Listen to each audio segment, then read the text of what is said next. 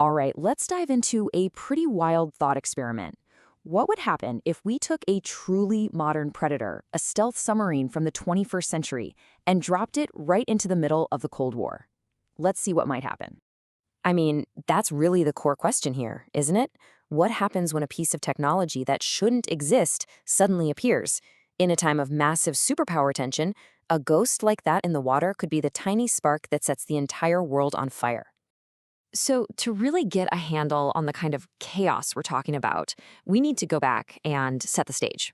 The year is 1968, and deep beneath the Pacific Ocean, a silent, deadly game is being played.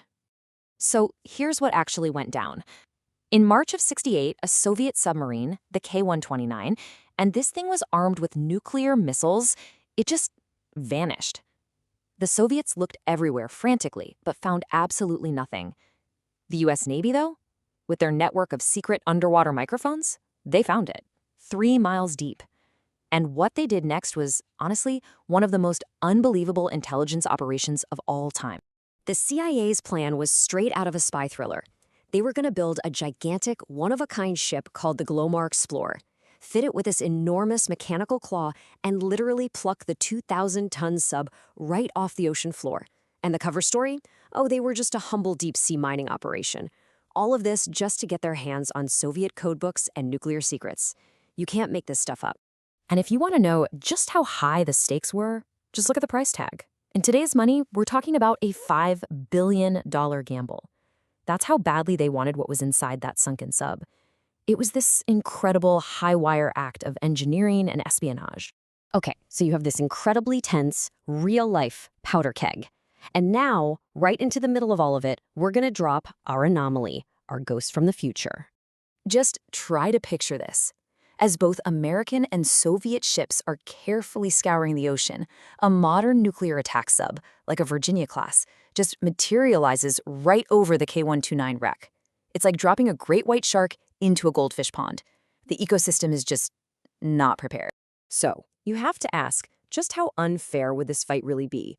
Well, the tech gap we're talking about here, it's not just an advantage, it's basically a superpower. The difference is staggering, truly. A sub from 1968 was a clanking, noisy collection of machinery, a good sonar operator to hear it from miles away. A modern submarine? It's literally quieter than the background noise of the ocean itself.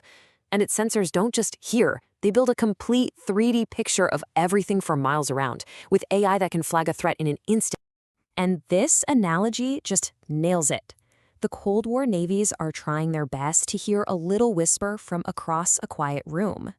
Our modern sub, on the other hand, can hear every single conversation happening in an entire city, all at once, without anyone even knowing it's there. So the bottom line is this. To every single ship, submarine, and listening post that existed in 1968, this thing is functionally invisible. It can go anywhere, listen to anything, and nobody would have a clue. It's a true ghost in the machine.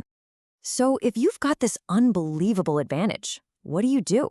How do you even operate in a world that is so completely unprepared for you?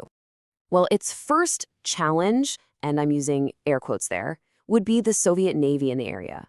The Soviets had set up this screen of older subs and surface ships called the Whiskey Watch. It was their tripwire, their alarm system, to detect any unusual American activity. But to our time-traveling sub, this watch isn't a threat. It's just data. It would just sit there silently, mapping out the entire Soviet fleet, tracking every single vessel's course and speed. That's what we call information dominance.